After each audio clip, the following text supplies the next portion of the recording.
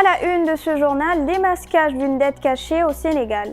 Le FMI relève que l'administration de Macky Sall a dissimulé environ 7 milliards de dollars entre 2019 et 2024, corroborant les conclusions de la Cour des comptes sur la gestion des finances publiques. Et puis, ouverture du procès en Côte d'Ivoire contre l'ex-aide de camp de Guillaume Soro. Le commandant Abdoulaye Fofana et une quinzaine de co-accusés sont poursuivis pour complot contre l'autorité de l'État et atteinte à l'ordre public au tribunal d'Abidjan.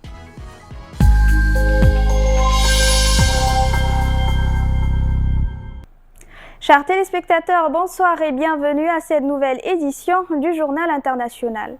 Au Sénégal, le Fonds monétaire international affirme qu'entre 2019 et 2024, une dette d'un montant de 7 milliards de dollars environ a été cachée par l'administration Macky Sall, confirmant ainsi les conclusions de la Cour des comptes. Dans son rapport publié en février 2025, l'organe pointait une dette sous-évaluée et des manquements dans la gestion des finances du pays.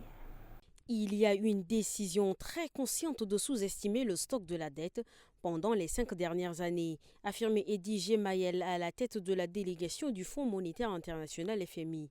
Donc, on est d'accord avec la conclusion du rapport de la Cour des comptes, continue Eddy Gemayel. Un montant délibérément caché qui s'élève à environ 7 milliards de dollars selon l'institution financière et qui correspond à la différence entre les deux estimations de la dette publique.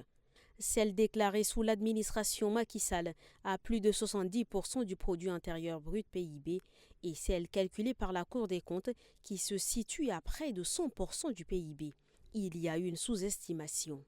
On a une partie de la dette qui a été cachée et ceci a permis aux autorités de pouvoir s'endetter plus sur les marchés, de donner un signal plus positif aux marchés financiers et aussi de pouvoir s'endetter à des taux plus favorables que ce que ces taux auraient été si la dette était plus élevée, explique le chef de la délégation du FMI.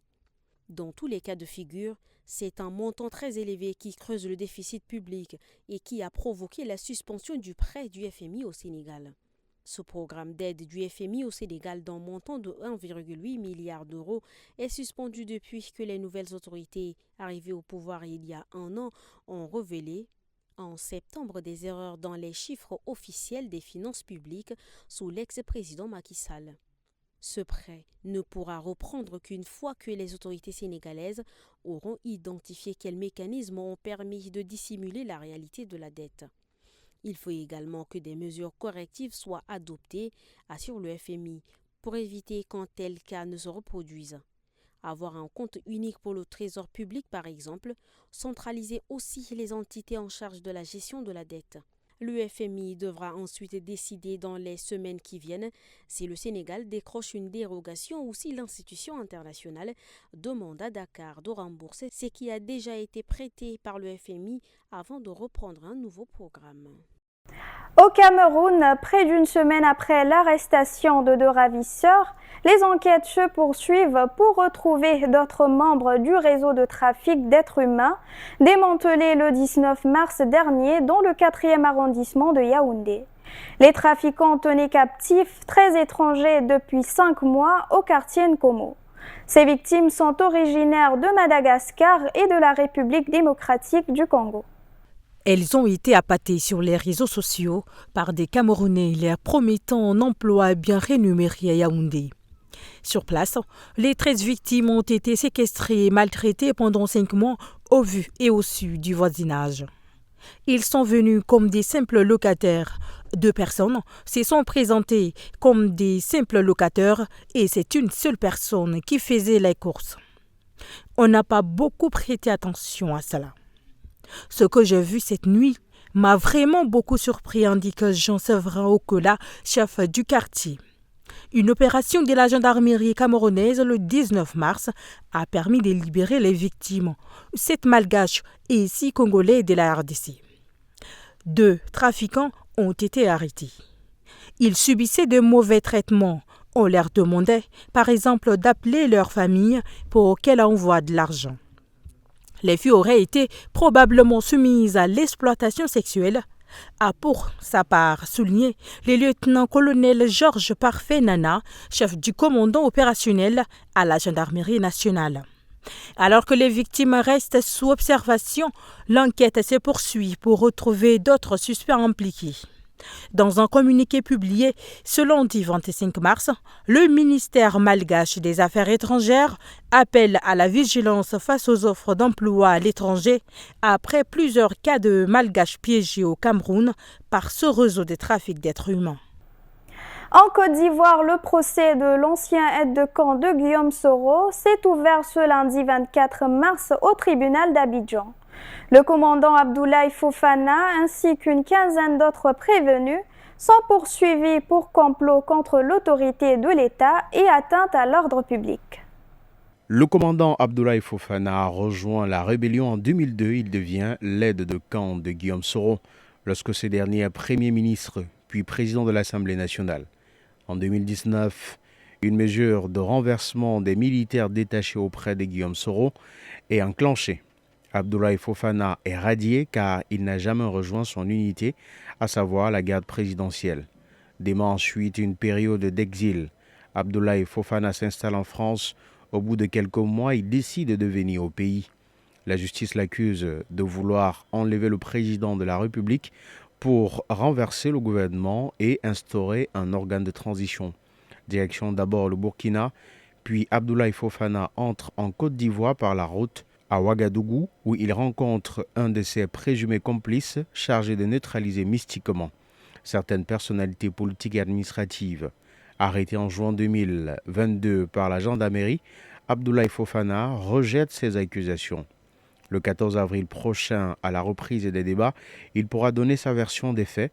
Il est par ailleurs inculpé dans une seconde affaire qui se tient en parallèle. Ce militaire à la retraite est accusé d'actes terroristes et de complot contre l'autorité de l'État dans le cadre des violences électorales de 2020. La justice l'accuse notamment d'avoir recruté des militaires pour mener des actions subversives lors des élections.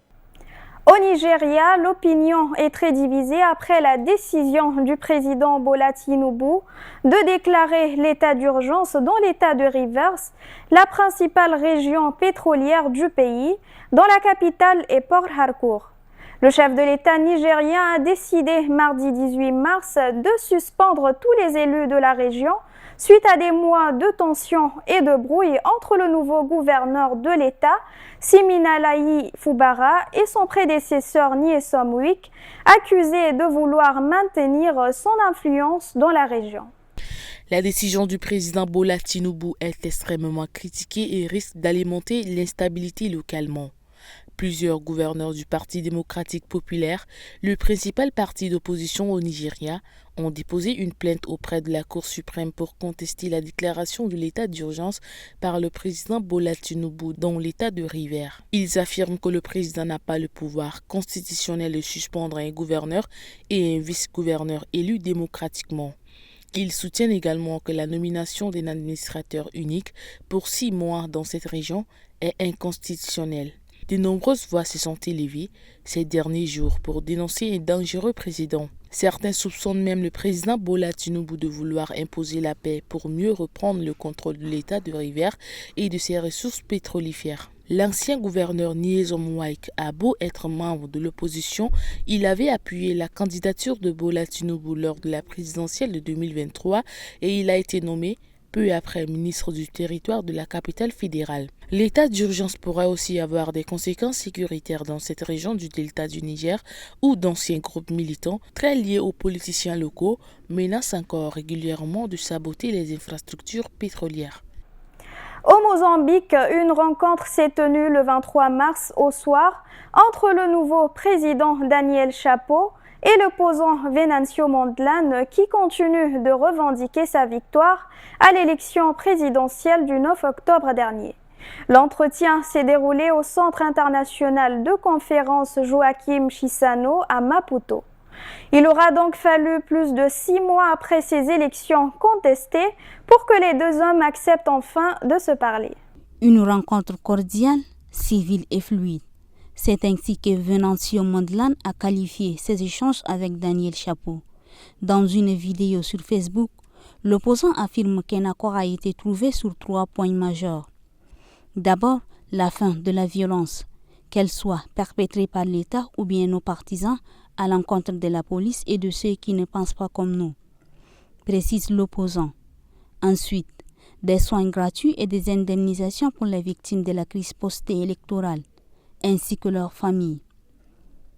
Selon la société civile, plus de 300 personnes auraient perdu la vie lors de ces violences. Enfin, la libération des manifestants arrêtés. À ce jour, Venancio Mondlane reste sous le coup de plusieurs enquêtes du procureur général de la République. Il est notamment accusé d'incitation à la violence lors de la crise post-électorale, ce qui limite ses déplacements. De son côté, Daniel Chapo a déclaré qu'il fallait mettre un terme à la violence lors d'un déplacement à Lichinga, dans le nord du pays. Le président rappelle qu'il est bon de penser différemment afin d'en finir avec les crises post-électorales. Il promet également d'étudier des possibles modifications de la loi électorale.